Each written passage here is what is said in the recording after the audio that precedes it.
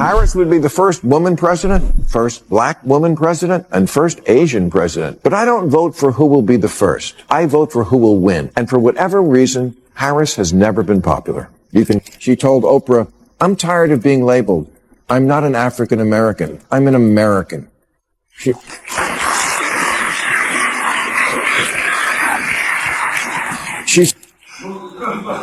America is so partisan now that even when there's a disaster of any kind, so many people choose to defend their own team, even over death.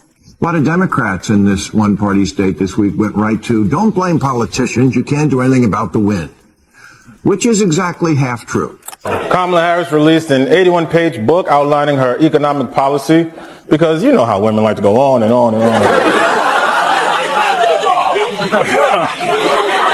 Bill Maher has spoken out, and now the more progressive Democrats could be in danger of losing their last 26% of supporters. On his recent podcast, Bill openly criticized the far left and put pressure on them during a live TV appearance. This time, he didn't just hint at it. He went all in. You won't believe what he said about Kamala Harris and other congresswomen who are positioning themselves for a presidential run.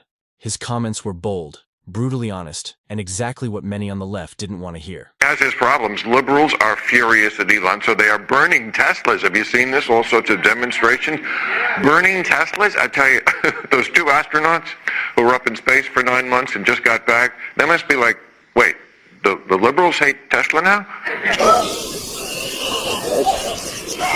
Like...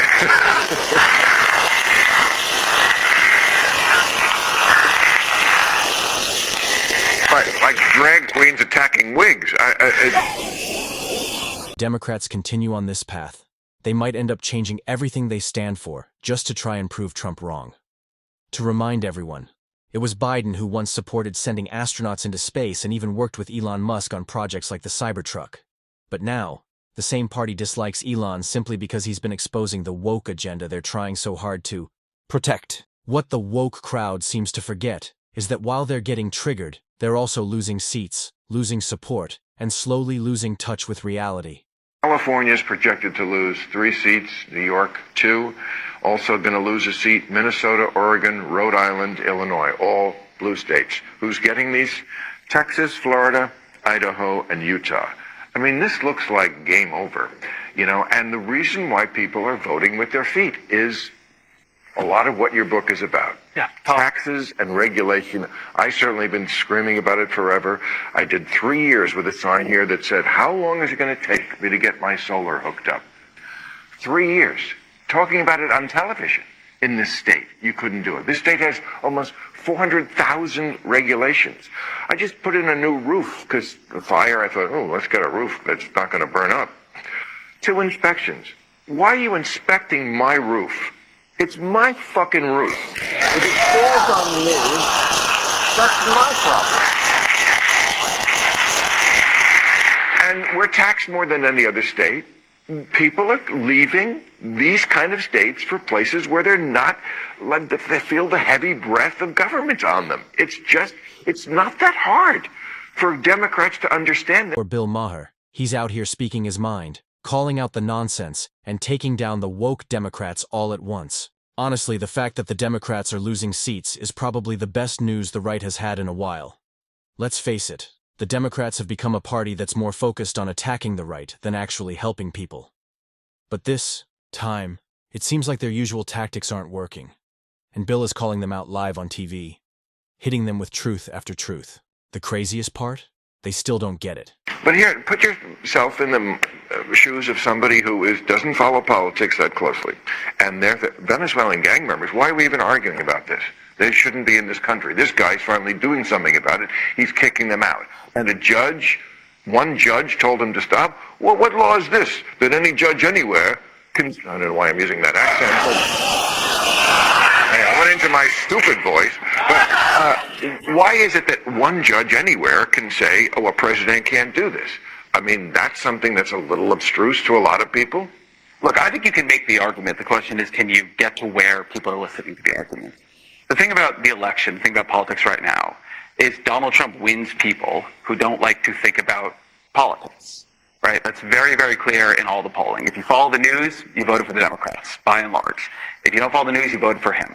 And I'm not saying that that means that people who voted for him are less smart or anything like that, but the problem the Democrats have, the problem that Andrew's argument has, that my argument has, that your argument has, is how do you reach people? It's not even really, I think, that the problem is people hear that the Venezuelan gang members are being deported and what is the judge's power over this? They don't hear about it at all, oftentimes. If you actually heard what Bill Maher said, he accidentally told the truth. He admitted that the mainstream media is full of lies and nonsense, and he even pointed out that Trump supporters don't care what the media says. But here's the reality. MAGA supporters do follow the news. They're just not blind followers like the woke liberals. They're not brainwashed by whatever headlines are trending. They question things and dig deeper. If Bill actually looked at the data, he'd see that Republicans tend to score higher on political knowledge tests than Democrats. That's exactly why the left keeps losing. They're out of touch, stuck in their own echo chamber, while the right is wide awake. Harris would be the first woman president, first black woman president, and first Asian president. But I don't vote for who will be the first. I vote for who will win. And for whatever reason, Harris has never been popular. You can count the number of delegates she won in the 2020 primaries on one hand, as long as that hand has no fingers. In 3 years as vice president, she's been quieter than an electric car.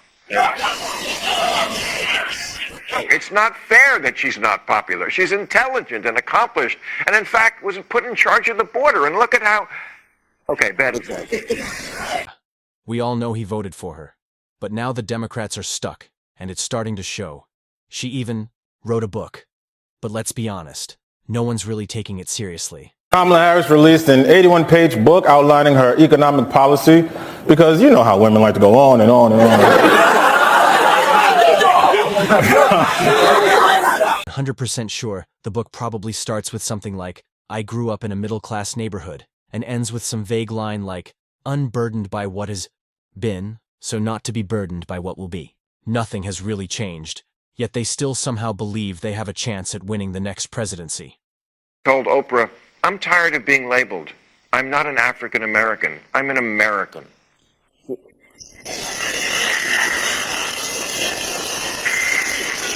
She says, I don't know what country in Africa I'm from. My roots are in Louisiana. And you don't have to agree with that. But it's a point of view a lot of people have. It should be respected.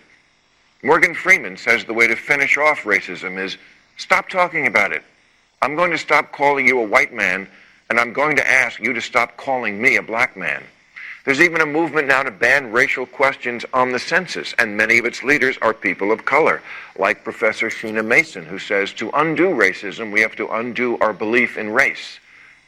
The liberal group MoveOn.org, formed in 1998 to urge Republicans to move on from the Clinton impeachment.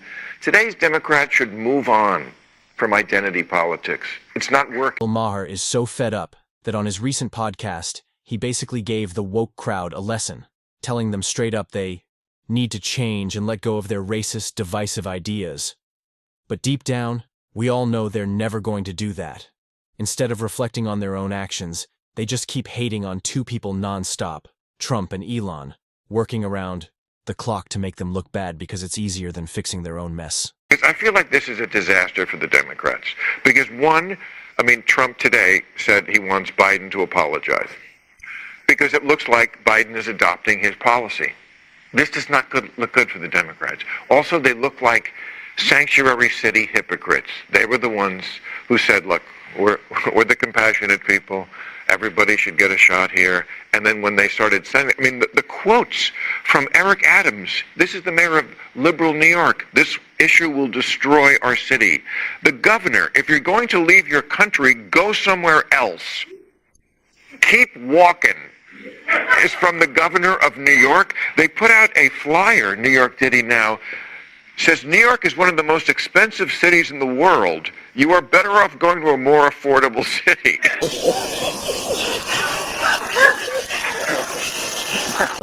They're not just acting like hypocrites. They are hypocrites. If they keep this up, nothing will change for them. They'll just keep going downhill, pretending they're winning while everything falls apart. It's easy to sound smart and progressive when you're using someone else's money. But once it affects your own life, you start thinking differently. What do you think? Drop your thoughts in the comments.